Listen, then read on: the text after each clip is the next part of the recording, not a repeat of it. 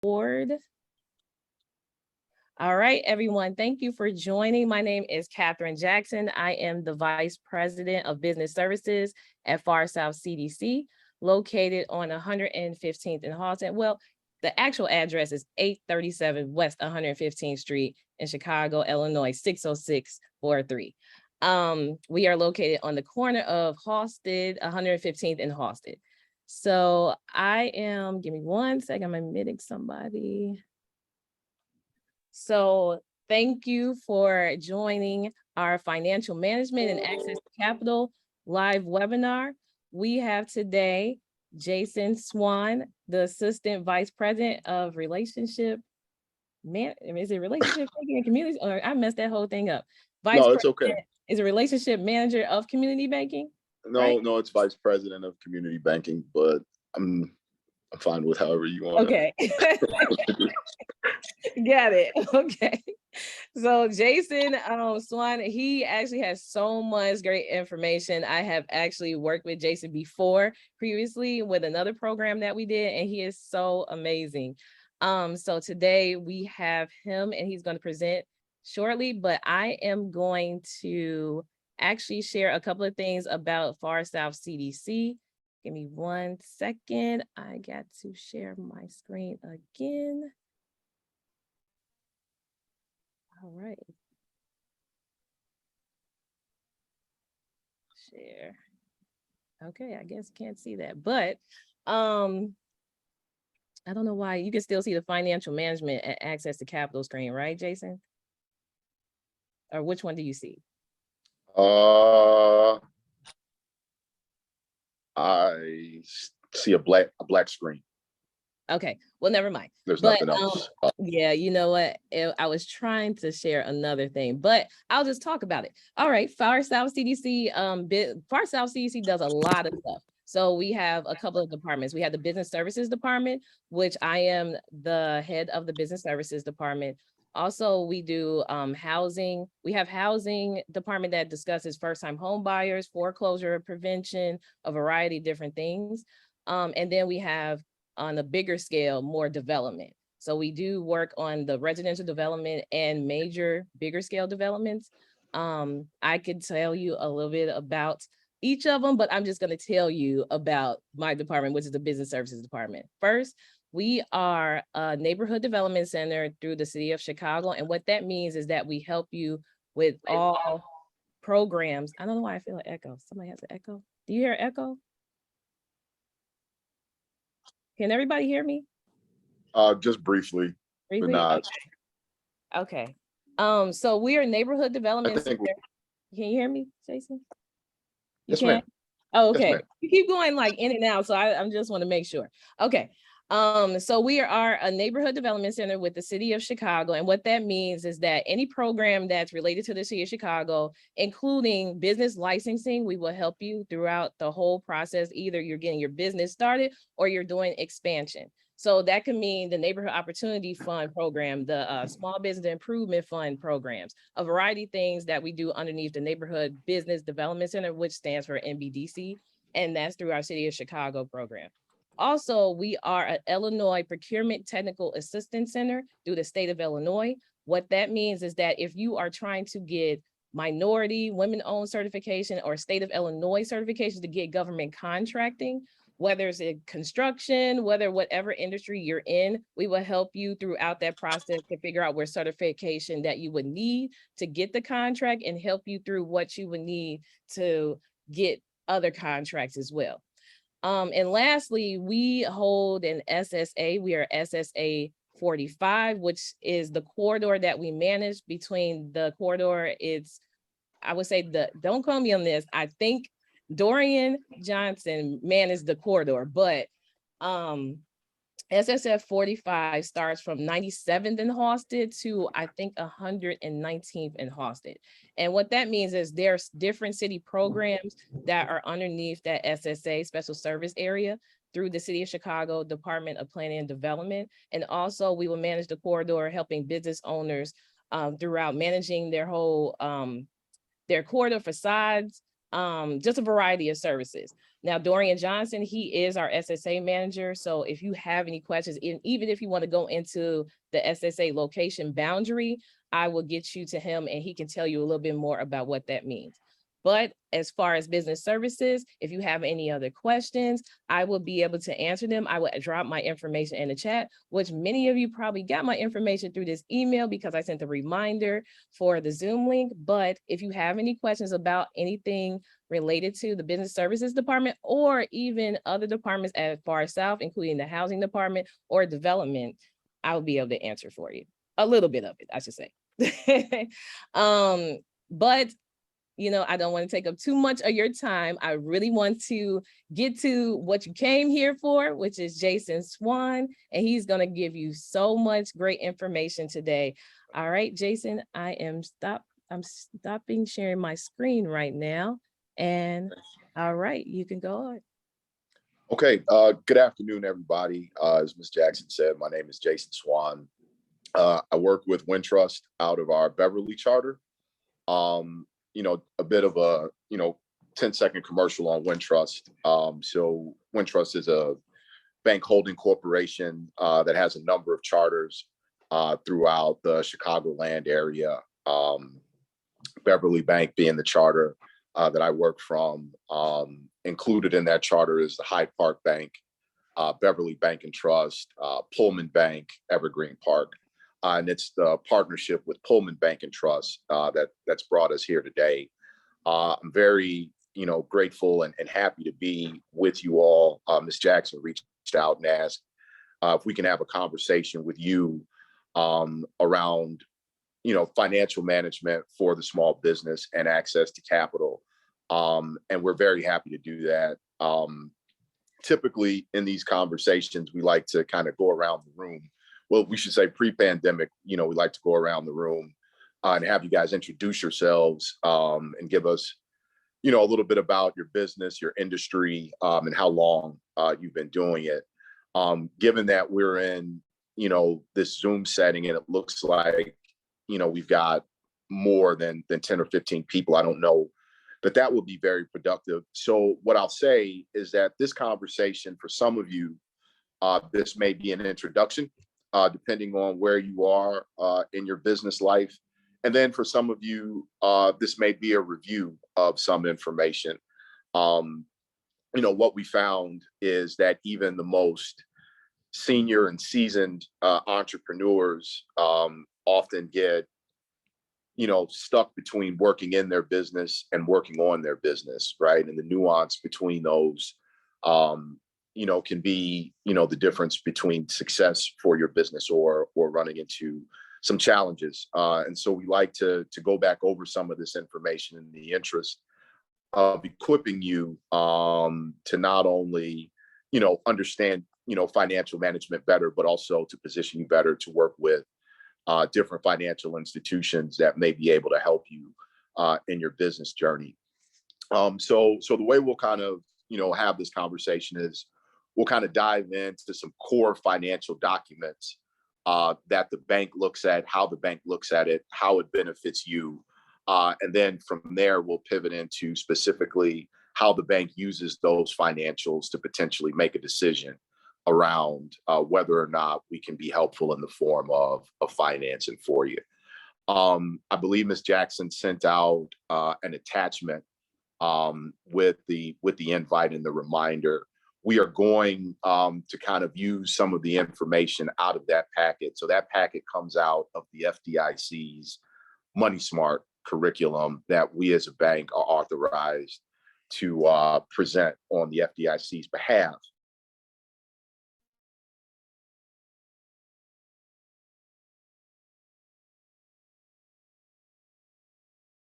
Jason, you're pausing right now.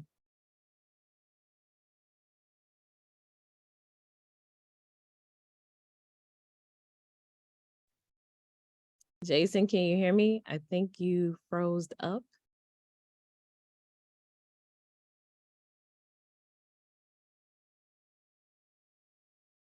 Are we back on? Yeah, we're back on. Yes. Okay. Sorry about that. So Again, the challenges of a post-pandemic world. So what I was saying essentially was that I don't want to regurgitate information to you that's available for you to read yourselves, right? What I'd like to do is make this as interactive as possible. So if you've got questions or comments as we kind of move through the material, please don't hesitate to ask. You know, our goal is to make this beneficial for you as entrepreneurs. So to the degree that, you know, we can add value specifically to your business, the class, I believe, is small enough where we can interrupt, you know, as we move through and answer specific questions that may be helpful for you. And so with that, you know, we'll kind of jump into it. So again, the purpose of this class is to sort of introduce and review the importance of financial statements as it relates to your business. We want to identify and learn what's in those financial statements and how they work together. Identify how a bank or a lender or investor may use the documents, and then provide you with some tidbits around things that a bank looks for as it relates to a successful loan application for your small business.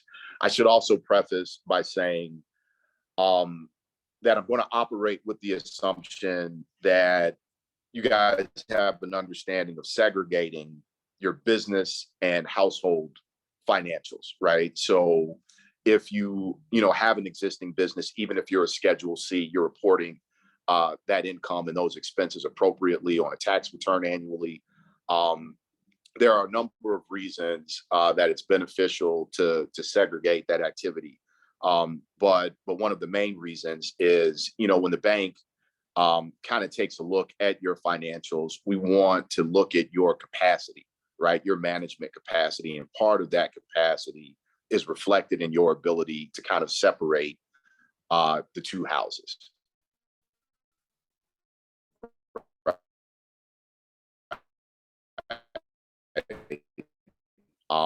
And so we'll be speaking from that perspective. The best way to look at, business financials are that they're the resume for the business, right? So if you go out and apply for a job, before you ever get an opportunity to speak to a potential employer, they will have reviewed your resume, right? Where you've been, what your skill sets are, and how your skill set speaks specifically to that particular occupation. It's virtually the same thing with your business financials. When you go in and you sit down with a lender, they're going to ask you for certain core documents. And based on what's in those documents, the bank has an initial interpretation of whether or not the business is in a position to borrow, right? So it tells us if a business is making money, or if it's profitable, if it's generating cash flow, how that money and how that cash flow is being used. Can the business repay its existing debt, and can it absorb new debt? And then what are the trends, that are happening in your business? Is the business growing? Is it growing too fast? So a lot of that information, the bank will extrapolate and then come back and have a conversation with you about. So, you want to have a working knowledge of what's in those financials. Obviously, encourage everyone to engage. So always want a CPA. Numbers are saying about your business helps the bank gain confidence, right? That we're developing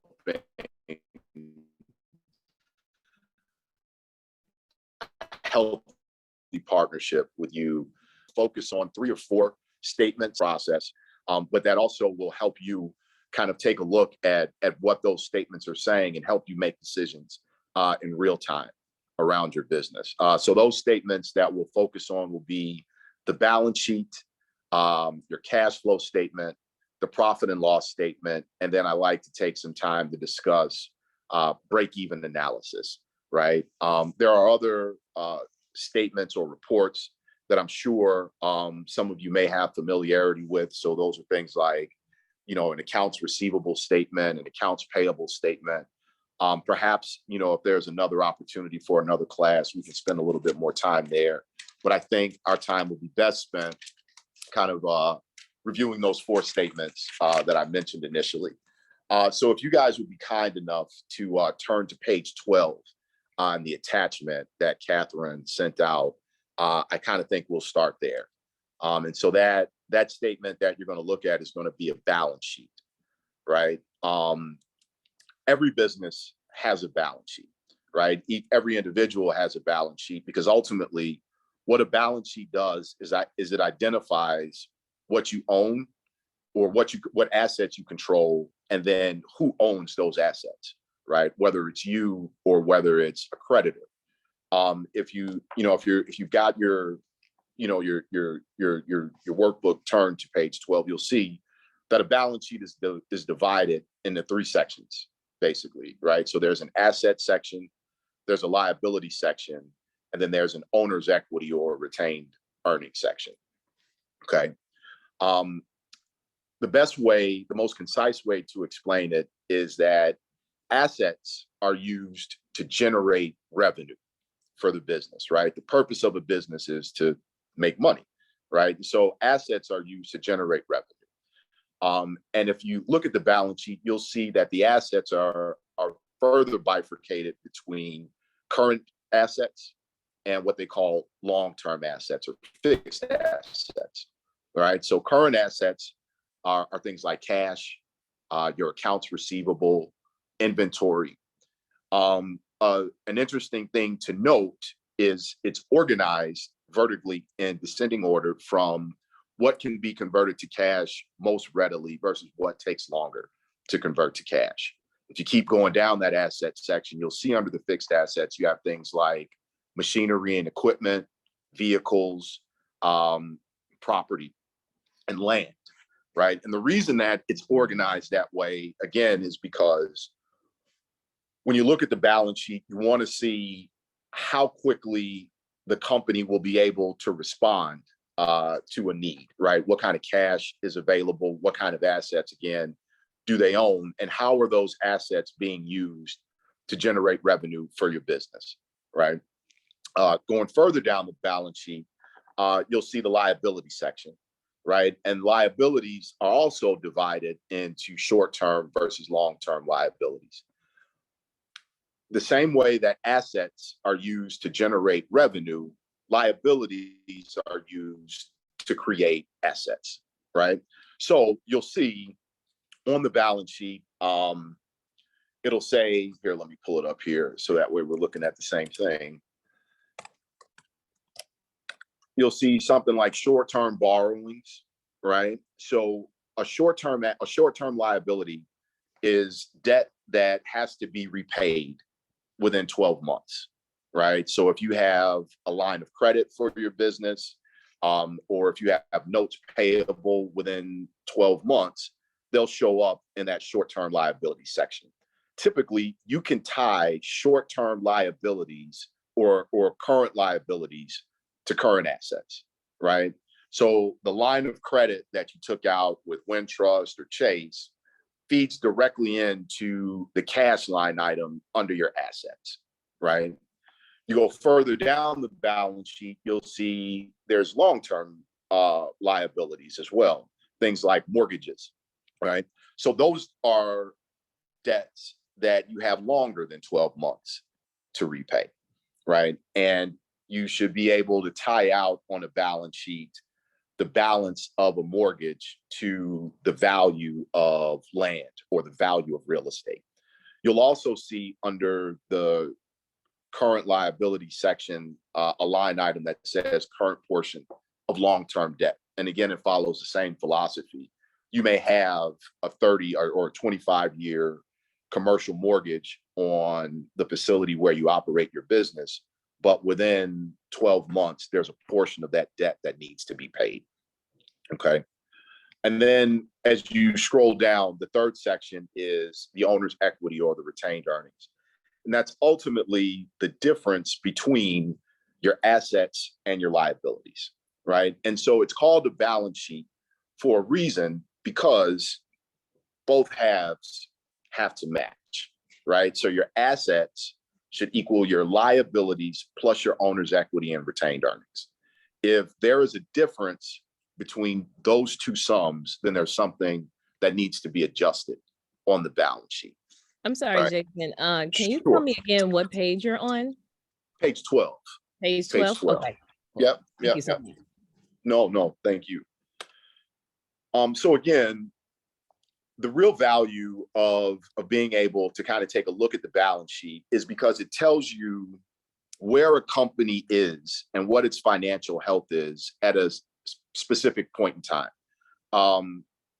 If you think about it, a balance sheet is a photograph, or it's a snapshot of what's happening with your company. It's not fluid, right? So you'll take a look at a balance sheet on, what is it, August 17th, 2022, and it'll represent certain information. You'll have so much cash in the bank, you'll have so much equipment, you'll have so much debt. You may take out another loan or pay off a loan the very next day, and the balance sheet could look very different, right? So the most important thing to remember about a balance sheet is that it's a point in time assessment of the financial health of a company. However, it's only at that point in time, because your business continues even after the balance sheet has been created.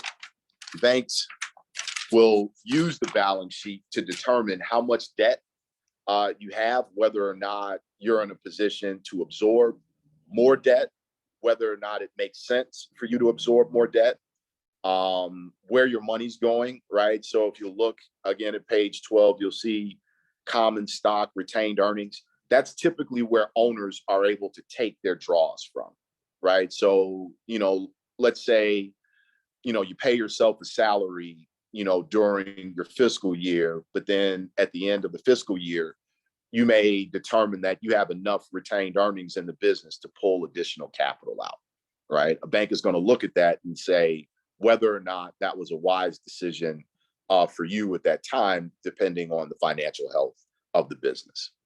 Okay. With that, I just kind of want to take a time out and see if anybody has questions on the balance sheet at this point.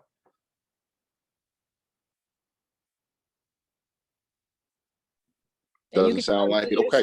You can unmute yourself or drop anything in the chat too. I'm monitoring the chat. Thanks, Cap. So with that being said, the next statement that we kind of like to take a look at is what they call the cash flow statement, right? If you want to turn to page 15, you'll see an example of a cash flow statement, right? So one of the things that we found is that sometimes entrepreneurs will confuse revenue or sales with cash, right? Mr. Smith is asking, where's the info located? So it's an attachment that Catherine would have sent out along with the invite. And I do believe that there will be a copy of the recording. Yep. Yeah. So in the reminder email, you should have got an attachment. You should have seen the attachment that was in that reminder email. I sent it twice. If you direct message me, I can send it to you again. And this is being recorded, so you will get the recording right after. Mainly tomorrow, you'll get the recording with the attachment again. Someone mentioned that they had bookkeeping on page 15, so I may have misspoke or maybe looking at a different version. Maybe it's 16, but the top of it will say sample cash flow projection.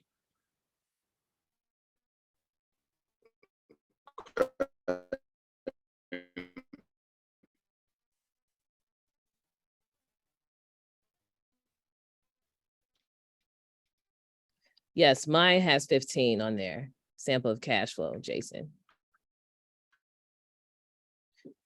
And Jason, you froze a little bit. So maybe it might be turning off the video, maybe.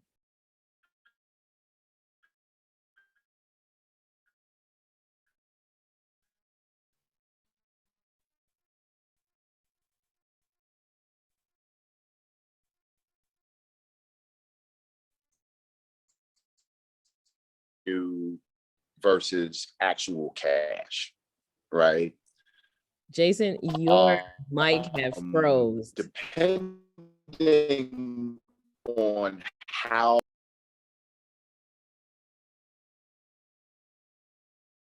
I think his connection dropped. I'm gonna try to get Jason again. Thank you, Wesley, for dropping the document in the chat.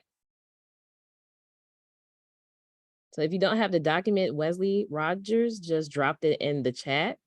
If you don't have it, you can download it now in the chat.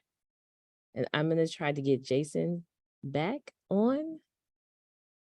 Give me 1 second.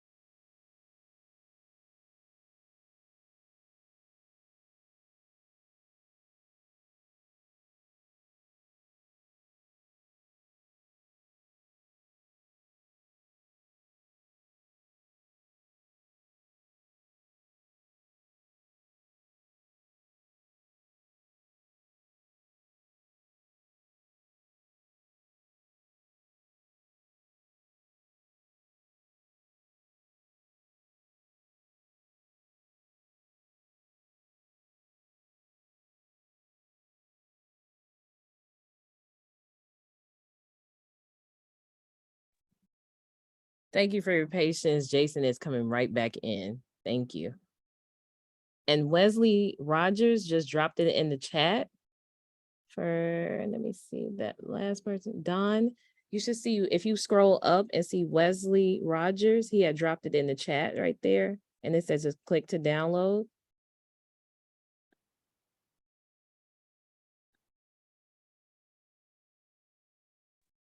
Yeah, I'm looking in the chat and I see where he said that it's there, but there's nothing there. It just says, here's the doc if you need it, but there's no, I don't see a link or anything. It should be like something that says click to download. Other than that, I sent out, did you get the email that I sent you? I'll double check in the email. Yeah, it's in there. I sent it twice in there. Okay, thank you. If not, just let me know. Okay, thank you. I'll check. No problem.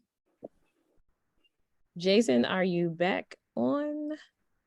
I see you in here.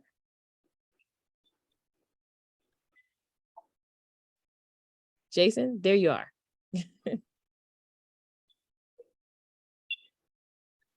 Sorry about that. I'm not sure what happened. So we were. You are on page 15, Jason.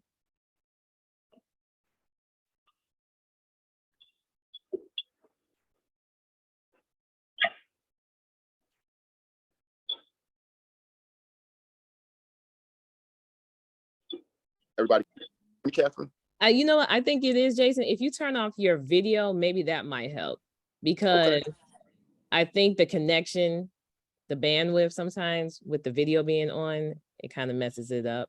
But Got it. Yeah. Can everybody hear Jason? Can you hear me now? Yeah, I can hear you. Okay. Great. Yes. Cool. Sounds good. All right. So back to the cash flow statement, right? The point I was trying to make is that there's a difference between your income or your revenue versus the actual cash that you're generating, right? Depending on the business that you're in, some of you may be contractors or daycare providers, and sometimes it may take 30 to 45 days before you actually will receive payment. Growth is lazy. I'm sorry?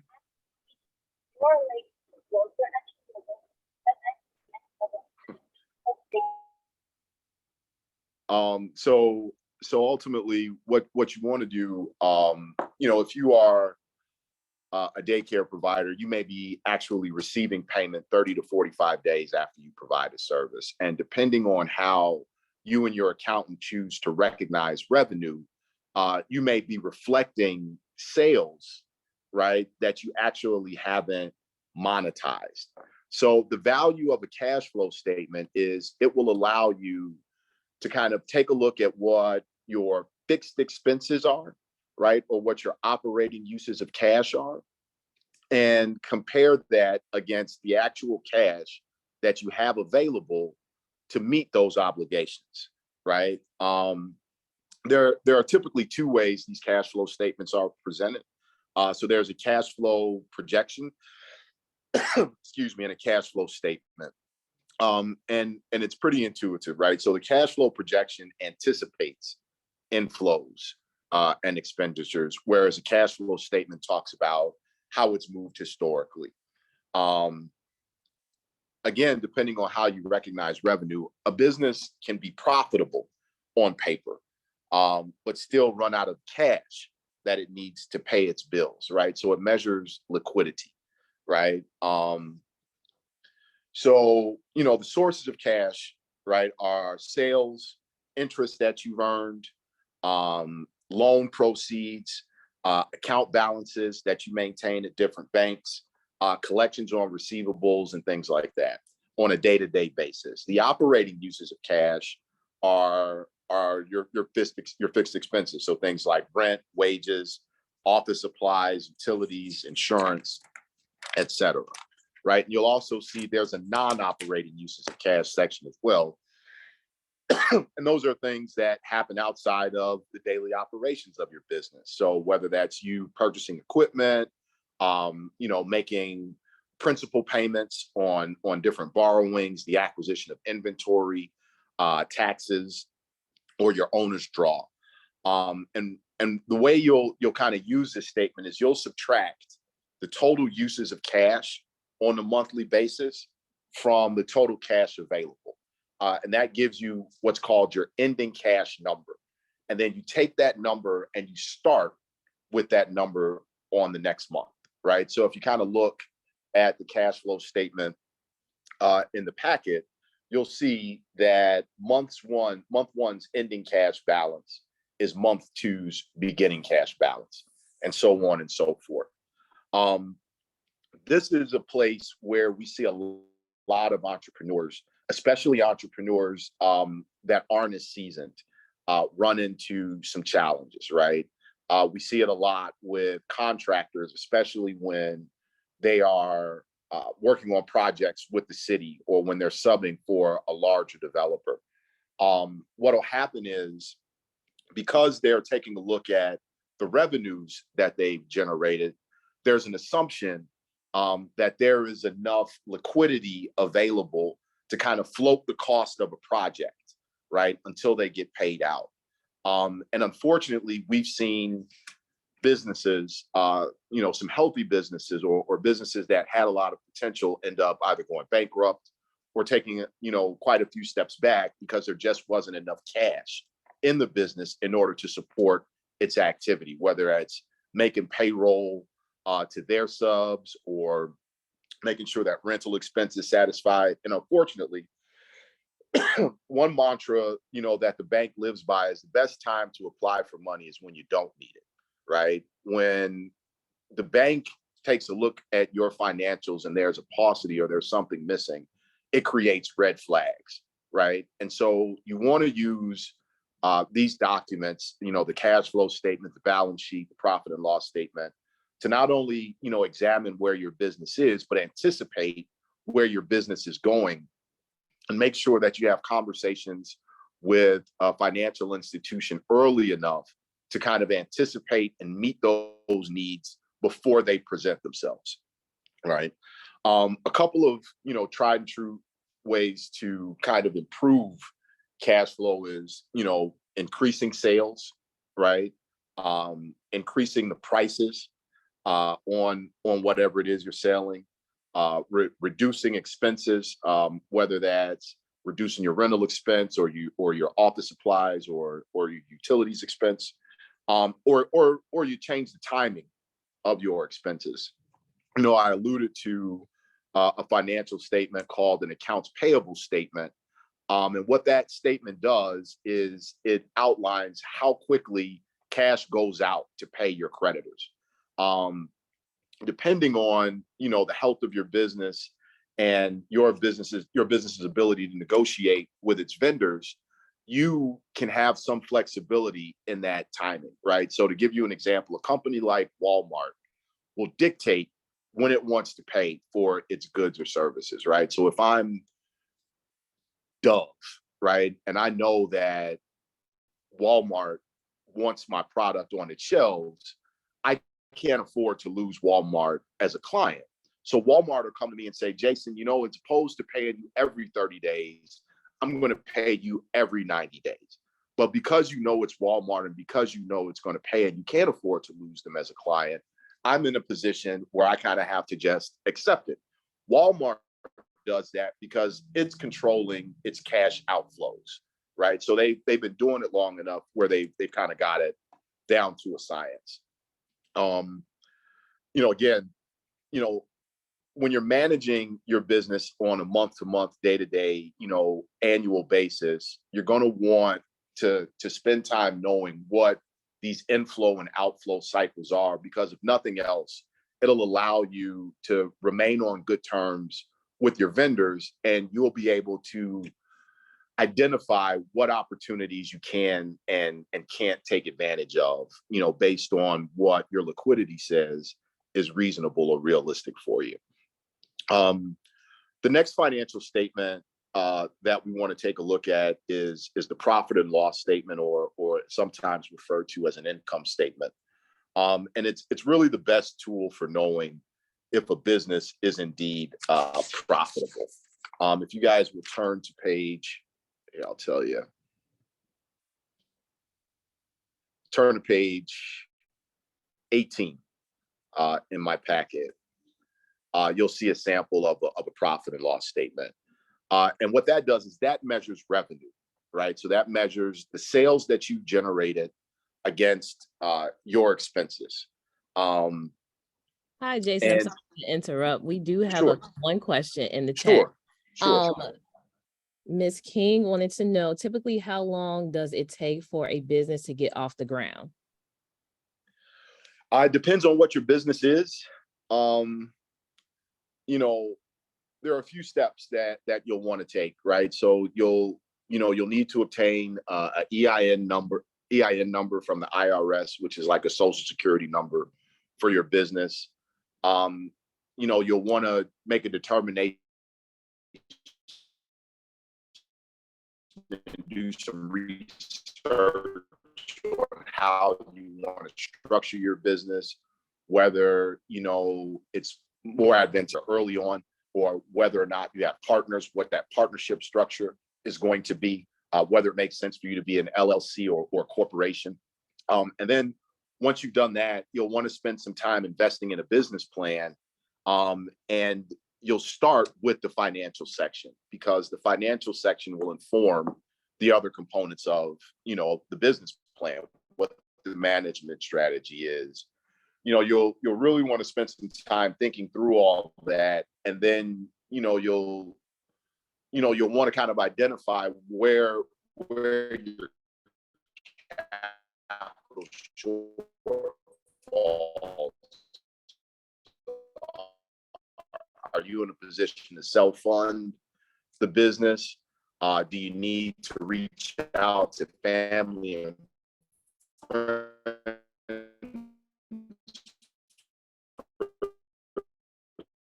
support?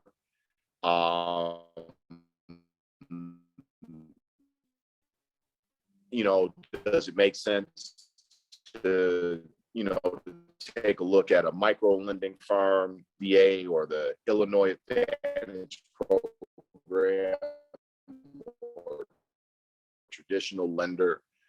So that development work on with a question, Catherine. Yes, your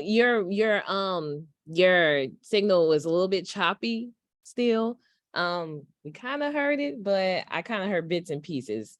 So I'm not sure. Sure. No, I'm back. Okay. If you guys can hear me. So basically what I was saying is the short answer is that it depends on how much pre-development work that you've done. I think it would be advantageous maybe to have a conversation with the young lady who asked that question offline. So, we can kind of get a little bit more information about her business in particular and where she's at with that. Okay, sounds good. She says, okay, thanks. Great. So the next financial set of financials you'll look at is the profit and loss statement, or the income statement. And as I said, it's probably one of, if not the most important financial management tool for knowing if your business is profitable, right? And so if you're looking at the the handout page, or page 18, I believe it is, you'll see that it's divided into income, your cost of goods sold. It'll break out a number called your gross profit number, and then you'll look at some of these fixed expenses, and then you'll get a net income number. So let's kind of go section by section. So obviously the income section is comprised of money that you've got coming in, right? So that could be based on sales that you've made, contracts that you've executed and are recognizing as a sale or revenue. It could be based on, excuse me, it could be based on prepaid services. It could be based on money that's coming back to you that you've paid out, but it's basically income, right? Any income for your business goes in this section. Your cost of goods sold is the cost of purchasing the item that you're selling, the freight that is transporting the good or service, the cost of manufacturing or modifying the good or service, and packaging that good or service. If you're a service-based business, it'll be the cost of labor, the materials used, or the cost of transportation. And so the difference between your gross sales and your cost of goods sold is what they call your gross profit. From the gross profit, you'll net out your operating expenses, or what we call, what are fixed expenses, right? So those are things like rent, utilities, payroll costs, insurance costs, utilities, things of that nature. And so you'll subtract the overhead or the operating expense from your gross profit, and that'll yield your net profit or your net income. And that's money that's available for the business to continue to operate. However, again, you should be careful to distinguish between net income versus cash flow that's available to meet your needs. Any questions there at all? If your firm is a startup and all your financials are projection, how does the lender view these financials? That's a good question. So typically, there are financial services that are set up specifically to meet the needs of startup businesses. There are micro lenders. Two of them that come to mind are Allies for Community Business, which is formerly Axion Chicago, and Greenwood Archer Capital, which is formerly Chicago Neighborhood Initiatives. They've got an appetite for startup businesses and, quite frankly, can lend more than a traditional financial institution might be able to. However, the bank has taken a look at some businesses that are startups. However, the experience for the individual guarantor or the owner of the business in that particular field has a lot to do with it, as well as the kind of liquidity that individual can bring to the table themselves. So again, as a financial institution, as a lender, we look at every opportunity on a case-by-case basis. There is no boilerplate, as it were, conversation for how banks look at startups, how banks look at businesses that have been in business for 3 years, how banks look at businesses that have been around for 10 years. What we're really looking at is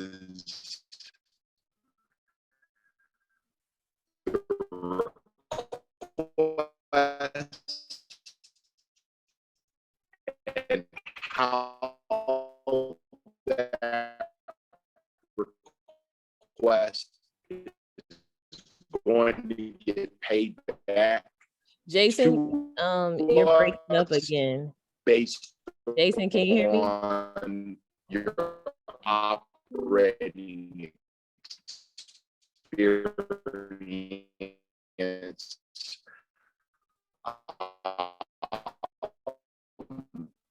based on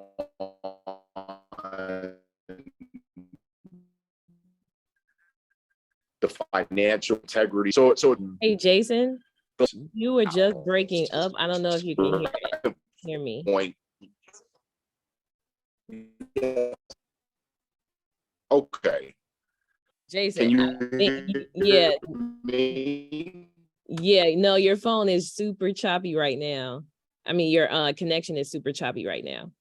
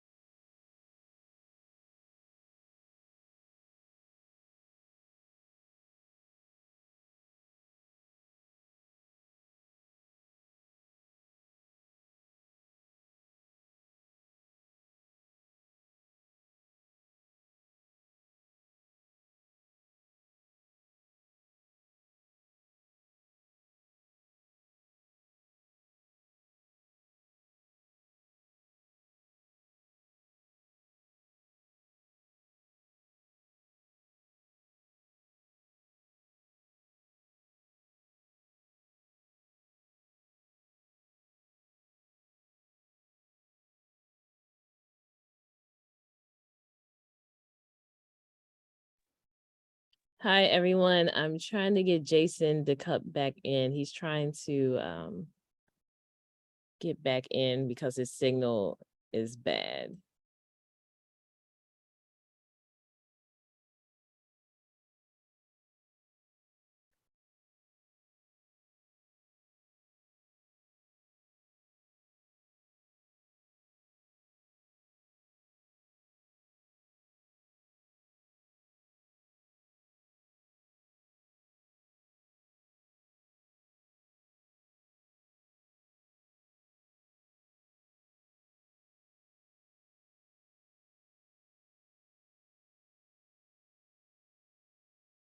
Jason is reconnecting, so give me a few minutes. Thank you, everybody, for your patience. The technology is, it's always a little issue sometimes. Thank you for your patience.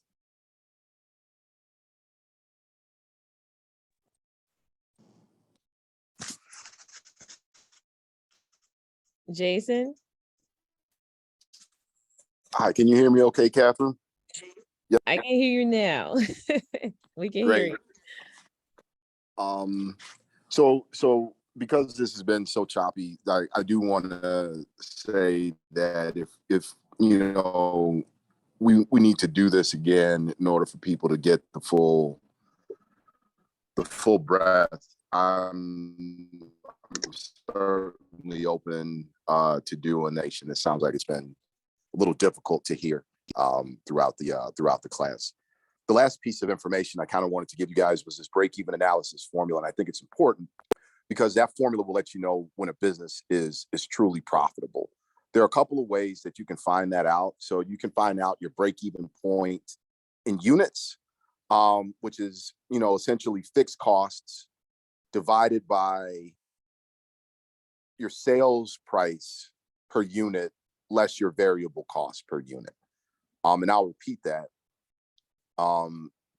If you want to find out at what point your business is profitable in terms of the amount of units that you need to sell, it's your fixed costs, right? Which is essentially what that operating expenses section is on the income statement, divided by your sales price per unit minus your variable cost per unit, right? So you remember fixed costs are costs that don't change. Your variable costs are costs that are directly tied to the production of a product, right? So essentially your cost of goods sold. And then your variable costs per unit are your total variable costs divided by the total units produced. So again, the formula for the break even in units is fixed costs divided by sales price per unit minus variable cost per unit. You can also find your break even number in dollars as well, right? So that's your fixed costs divided by what they call a contribution margin, right? Your contribution margin is the difference between the price of a product and what it costs to make that product, right? So the formula for the contribution margin is your sales price per unit minus your variable cost per unit divided by the sales price per unit. Okay, I'll give that to you again. So the break-even number in dollars is your fixed costs divided by the contribution margin. The contribution margin is the sales price per unit minus your variable cost per unit divided by your sales price per unit. Okay. Everybody still with me? Can you still hear me, Catherine? Yes, I'm going back up because there were a couple of questions in the chat. Sure. I am just trying to make sure. Okay. Ms. Keene said, what are the two names of the lenders? What are the two lenders that you named, Jason? I think it was choppy around that time. Sure. So the first is Allies for Community Business. They're formerly Axion Chicago, but they're Allies for Community Business now. The second was Greenwood Archer Capital, and they were formerly Chicago Neighborhood Initiatives. The break-even formula is not in the documents, which is why I wanted to make sure that I gave that to you again. And I'll give it to you again now. So the break-even formula for units is your fixed costs divided by the sales price per unit minus the variable cost per unit. If you want to find that number in dollars, it's your fixed costs divided by the contribution margin. The formula for the contribution margin is your sales price per unit minus your variable cost per unit, all divided by your sales price per unit. Did you get that? Did you hear that okay, Catherine? Yes, just say Okay, it one great. more time. Just want to Sure. more time. Sure. So the break even in units is your fixed costs divided by your sales price per unit minus your variable cost per unit. And just in case you need it, you get to the variable cost per unit. So it's your total variable costs divided by the total units produced. And remember, your variable costs are things like your labor, materials, essentially your cost of goods sold. It's directly tied to the production of a product. If you want to get to that number in dollars, it's your fixed costs divided by the contribution margin. And so the contribution margins formula is the sales price per unit minus your variable cost per unit, all divided by the sales price per unit.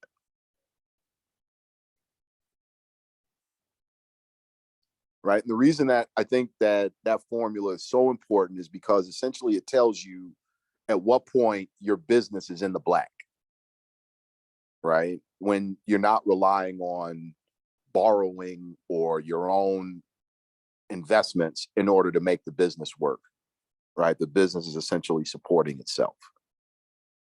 And above that number, you become profitable. Okay. And so what I think is appropriate, sure, the variable cost formula is total variable costs divided by total units produced. That's how you get your variable cost per unit.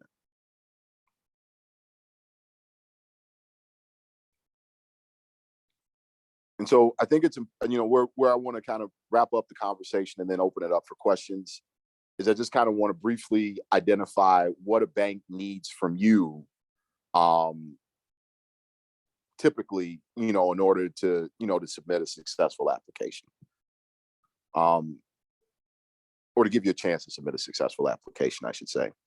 So the bank is always going to want to know how you manage your finances independently, right? So typically a bank is going to have you complete some sort of application where you're going to list your personal assets, your personal liabilities, and it'll allow the bank to pull your credit, right? To see what's going on your credit report. So obviously the bank likes to see consistent and timely payments, especially over the last 12 months, right? So you want to make sure, there's, it's life, right? The pandemic happens, life happens. So the bank, even though it's a financial institution, its members are individuals, right, who live in the world as well and will be sensitive and can wrap their heads around stories that make sense, right? So let's say you've got a derogatory credit profile from 2008, 2009, and the story is, well, I was formerly a real estate investor. I took a bath, but I've since caught up on all those payments and paid off everything. The bank, can take a look at that, understand the story, and potentially not hold that against you. That conversation becomes a lot more difficult if, your credit over the last 12 months shows a series of late payments or non-performing trade lines, right? Additionally, the bank is going to want to take a look at your tax returns personally. So you'll always want to, make sure that you have your 3 years most recent tax returns available personally. And then on top of that, the bank is going to want to take a look at your 3 years most recent business tax returns, right? And depending on the time of year that you're applying, so we're in August now. So if I were looking for your business tax returns, I would want your 19, 20, and 21s.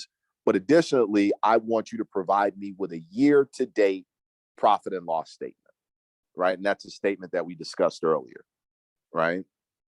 Because the bank wants to take a look at not only what you've done historically, but what are you doing now, right? It's important to remember that the bank is a risk-based business. And your job as an applicant is to present to the bank that their risk is limited because of your capacity as a business and as a business owner or entrepreneur. Okay. Depending on what it is you're seeking financing for, the bank will want information related to that, right? So if you're looking to acquire real estate, the bank is going to want to take a look at the sales contract. It's important to remember that the bank lends conventionally anywhere from 65 to 80% loan to value on commercial real estate.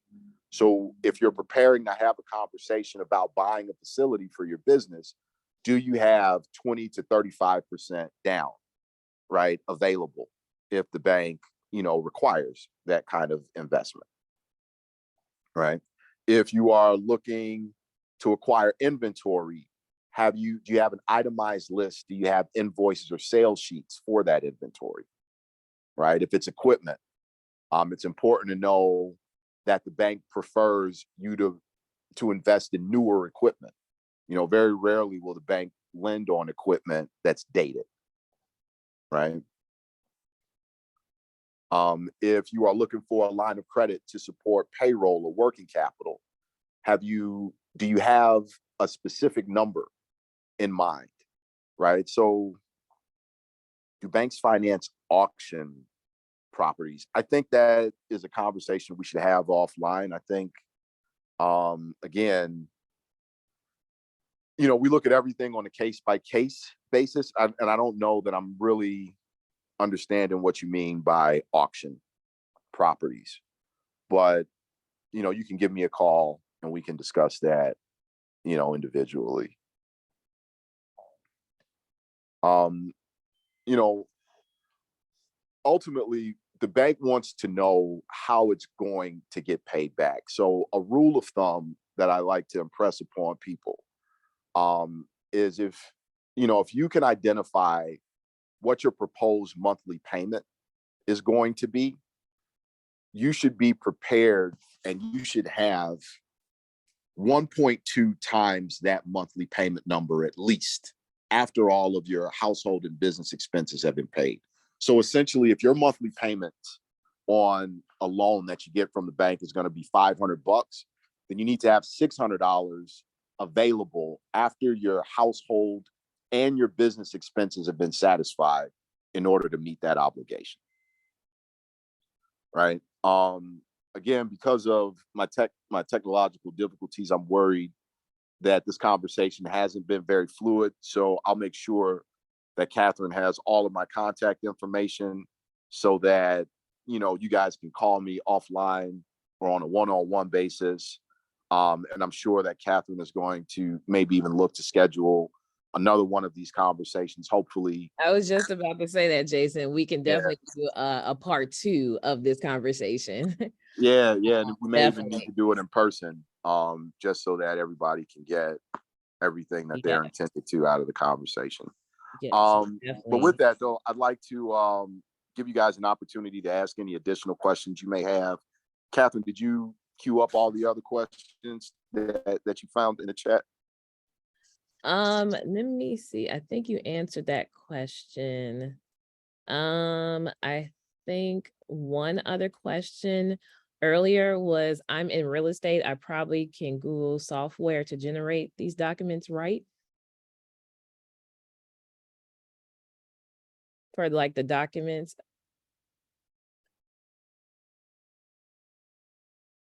Jason, can you hear me? Can you hear me? Yes, I can hear you. Okay.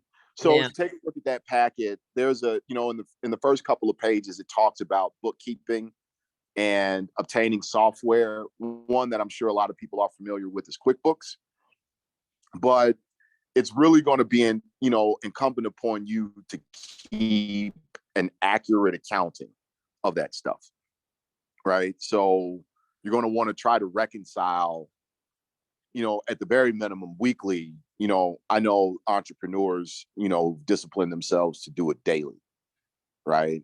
But yes, there is software that's available. QuickBooks is one that I know a lot of people use, but I know there are others out there as well.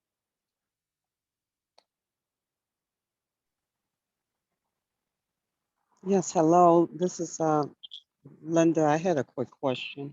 Yes, ma'am. Excuse me.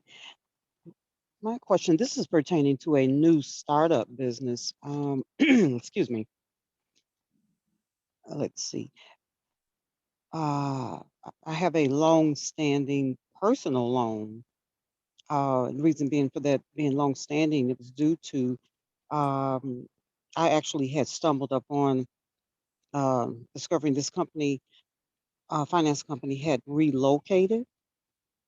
And I mean, I was just stunned. I looked and I said, where are they? And I called the name out of the place and I'm looking like, where are they? And so anyways, this was years later, and this is after some personal losses that was experienced. So some time did go by. And after I got pretty much situated, I sought this company out. And if you really want to find something, you're going to, really try. And so long story short, I did locate them under another name. And I was a little hesitant to move forward because I wanted to be for certain, okay, who am I about to start back repaying, making payments back to this company. And so I did. They were able to verify my account and everything. And so because time had gone by, there's of course, these extra fees on that particular loan. And that loan was for, I mean, it was for some very, very serious purpose of yeah, personal, but very needed. And I would have thought that they would have maybe took up, some of that off, but they didn't. And I know I owe this, and I'm not a thief, I'm not a liar. And I says, you know what, just get me set up with some kind of repayment plan. But how will that interrupt? And again, that's a personal loan. I've never been in business for myself. My husband, I was working alongside of him, but how would that spill over into the business account? So that's a good Um, question. So I'll tell you, the bank is always going to rely on your personal guarantee, right? And the value of that personal guarantee is based on your ability to manage, your finances, right? mhm. Is if you are on a payment plan and you're current, and you have an explanation for what happened, and you can get the bank comfortable that you won't be in that position again, then there's room to, continue the conversation about lending to your business. Okay. Because it's that debt only. Outside of that, it would have been paid off all this time and no other debt besides that one. Yeah. Yeah. I mean, again, there's a delicate balancing act between, kind of following the formulaic underwriting guidelines, and then, lending to people who are operating strong businesses, right? The bank reserves the right to review every application on a case by case basis. Okay, thank you. You're welcome. Hello. Yes, ma'am. Hi, Jason. I had a question. You brought up a point in the beginning about we had to make a decision if we were going to work the business or just run the business. And I've made a decision that I just want to run the business, and but that takes money to hire people. And my business is services. I sell services to seniors, and it's a new business. I've just been certified by the BEP, so I'm moving forward with them now. I'm in their register. So my question is, would it be wise for me to try to get a line of credit?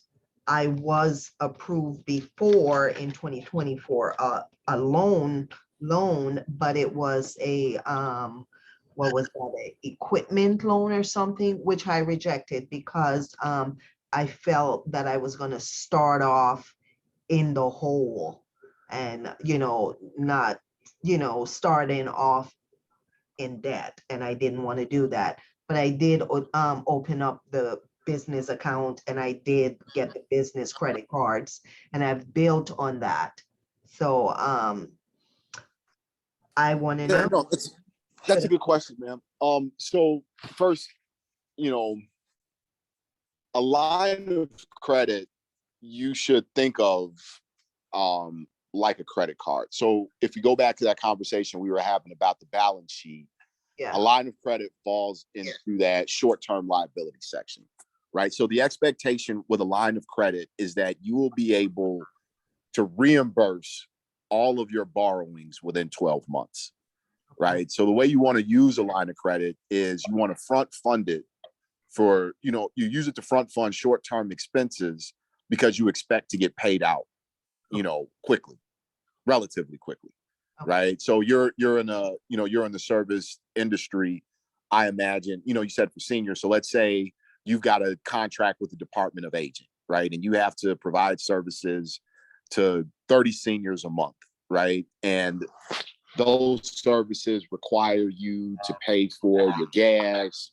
You may have a couple of employees that you have to pay. You got to pay rent, but and you may be charging enough in order to cover those costs, but the Department of Aging isn't going to pay you out within 30 days, let's say.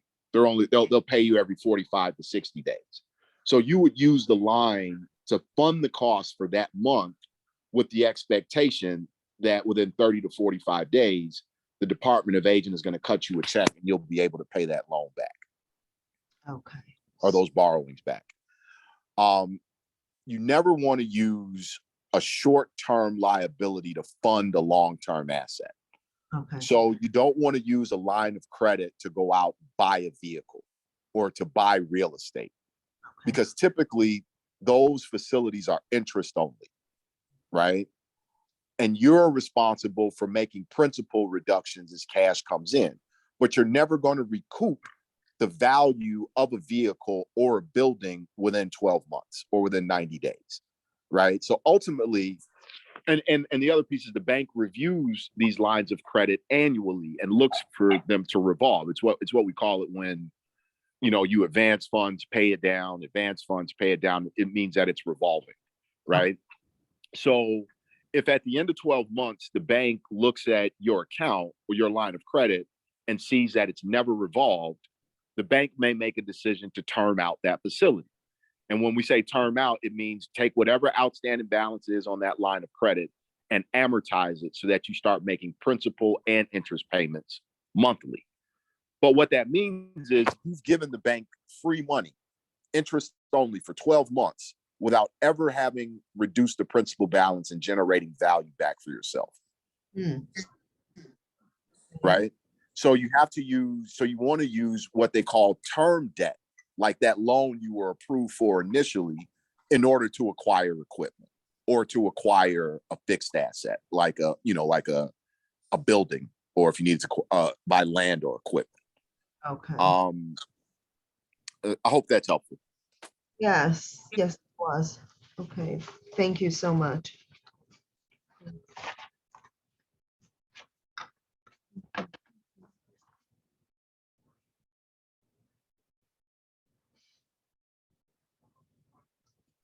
looks like there may have been some other questions in the chat. Give me 2 seconds. Are there any referrals for a good CPA in Chicago? Sure. Shoot me an email, and I can send you some folks. Again, it's a recommendation. The bank can't directly recommend or say you should go with this person, but I don't mind sharing some folks in our network. Okay. Where do I start to fix my business finances? I think that's a question for Joseph Smith. That's a question we should probably discuss offline as well. I don't want to just make blanket statements without knowing the uniqueness of your situation. You have a non-for-profit. Where can you find donors? Again, I think that's probably an offline conversation. I don't know what kind of non-for-profit it is. And that would definitely influence my response.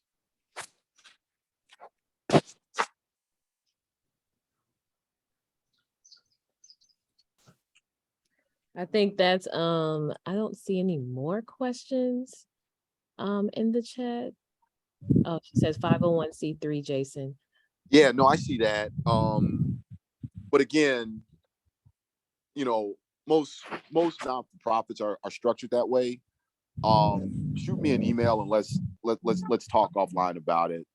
Because it may require a little bit more of a nuanced conversation than this space will allow for. Hi, I'm having an issue with my screen. I'm only able to see where I can tap or untap for speaking. And I just wanted to ask, could you put your email, Jason, could you put your email for that, to shoot you over an email for reference for a CPA. If you could put that in the chat, but I'm not able to even get back to the chat. So is it possible if maybe I can shoot an email or reply to the Zoom Yes. email? I'm actually going to send out his information along with the attachment he was discussing. And we also are going to reschedule, right, Jason, this webinar, because we had a couple of issues with the technology. So we also are going to reschedule this as well. But I will send his information along with the attachment in the chat. So you guys can reach out to him directly. And of course, also my information will be on that email as well. Wonderful. Okay, thank you.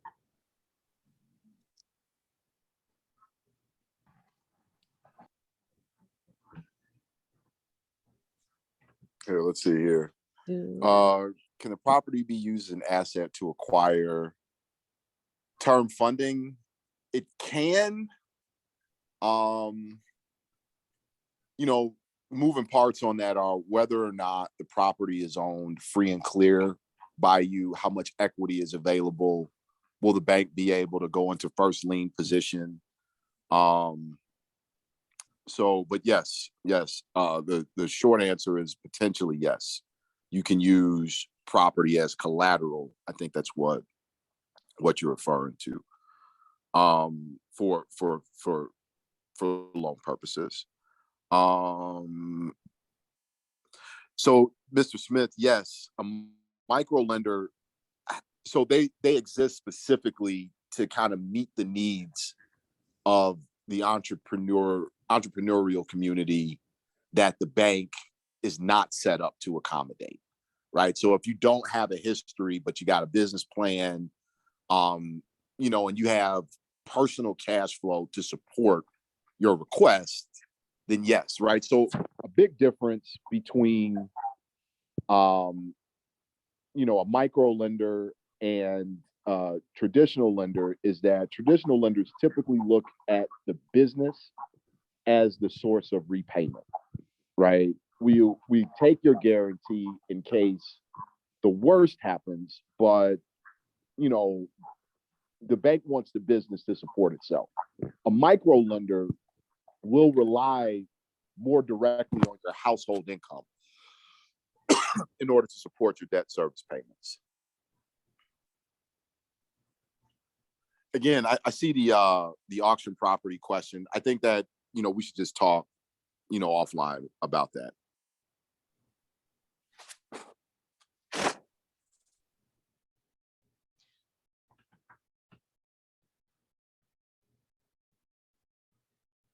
And I don't see any more questions, but if anybody has another question, please unmute yourself. Jason, just to be clear, is it better to take a loan versus the cash flow, because the cash flow is 12 months that you have to pay everything back? Well, ma'am, what I'll say is that you're going to take a line of credit to fund short-term needs. Okay. You take a term loan to fund long-term needs. Okay. Right. So if you're saying, hey, I just need some working capital so that, I can pay my employees until my contract is paid on 30 to 40 days from now, that's the kind of thing that you use a line of credit for. Okay. If you're saying that you need to acquire a new vehicle or you need a new facility, that's the kind of thing that you take out a term loan for. Okay, got it. Okay. Thank you. No problem. And I think we have one more question in the chat. Oh, actually, we had a question earlier in the chat. I have a service-based business. Is funding available to funeral home business for capital? Yes. There are a few businesses that the bank can't lend to. So businesses that make money primarily from gambling, we can't, lend to, and the legislation hasn't caught up or the bank hasn't caught up to the legislation around cannabis-based businesses. But other than that, yes, we'll take a look at funeral homes. Absolutely. We have quite a few clients that are in that line of business.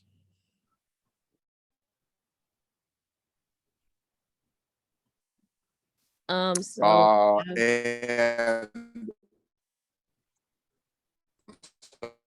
ahead. Oh, Jason, can you hear me? You went a little choppy. Okay. Yeah. One of the questions in the chat states, what's the best way to get funding for my startup line of credit, or will a micro lender lend me with no history to really go on? Yeah, no, I spoke to that one earlier. So yes, so that's what I was saying. With micro lenders are set up to meet the needs of clients that traditional financial institutions aren't set up to, right? And so, a micro lender, as I was saying, is more likely to rely on your household income to support debt than a traditional financial institution if it's for a business purpose. Then we have Derek Smith. Do you have a list of micro lenders for, I think it's existing small business or exiting? Yep, shoot me an email and I'll get it over to you. Also, if you are willing to give that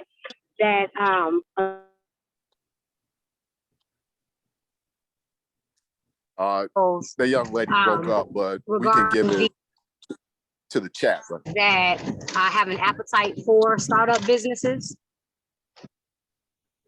Sure. Lenders that have. I think you broke up a little bit. An appetite for support. Ms. Green? Yeah, Ms. Green, we were breaking up a little bit.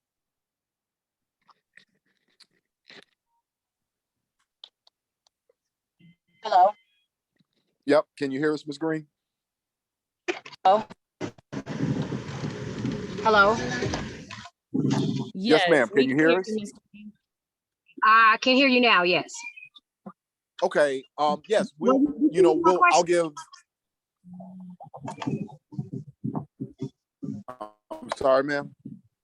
I wasn't sure if you heard the question. My phone was going. I think it was like going in and out.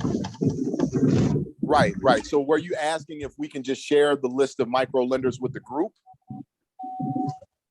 Yes.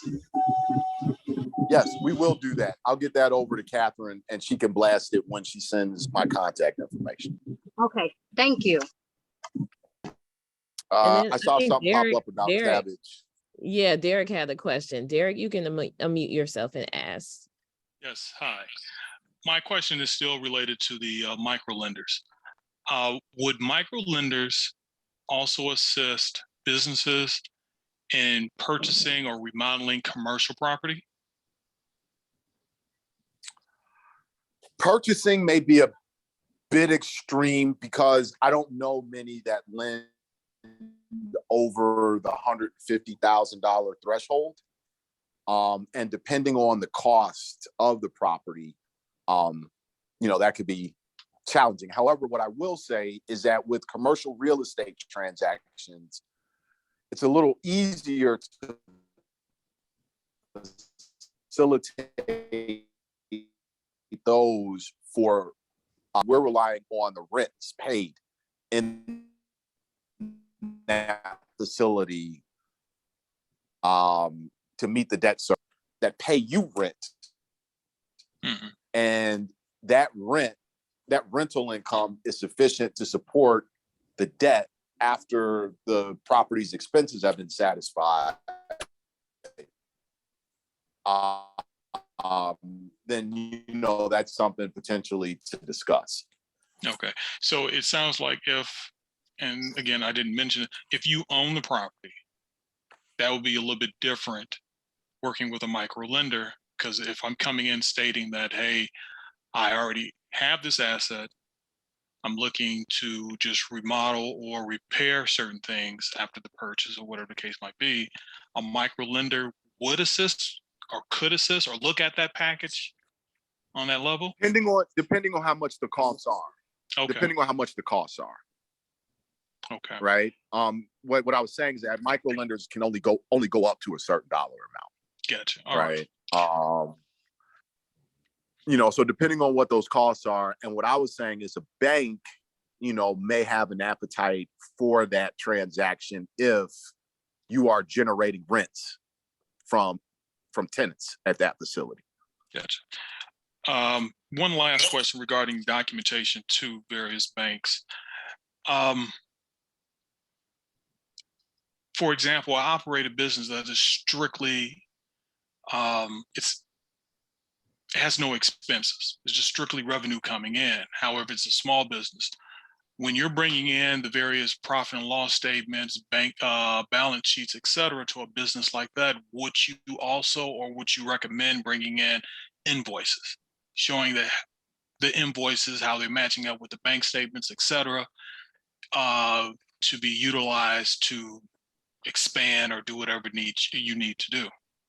Potentially, you know, you're going to want to have some sort of narrative that explains how the business is able to operate that way without having expenses and it just being all revenue. You know, it sounds like an ideal model. You know, the bank is just going to want to do its due diligence on it to make sure that it's sustainable over the period of the lending relationship. Okay. Okay. All right. All right. I appreciate your time. No, not at all. Somebody asked a question about cabbage. So I represent Wintrust, and I don't believe, I'll tell you what, make sure you do your due diligence on cabbage. Make sure you take a look at what the pricing is, those interest rates, and those repayment terms, because I have had experiences with some clients who have had some challenges with cabbage. I guess that's the best way to answer that. Yeah, because they're sort of like a broker in a way. Like This is totally off topic, but I'm very interested in a business that has no expenses and only revenue. Very, very interested. If you're hiring or if you're adopting any adult children, I would love more information on your business. That's ideal. If the commercial property is purchased with cash, will the bank or microlender fund the renovation? Again, it depends on what's happening with the property. What's the end use with the property? You know, just having the equity available in the property isn't enough. We have to be able to show that you're going to be able to generate revenue from the business to service the debt.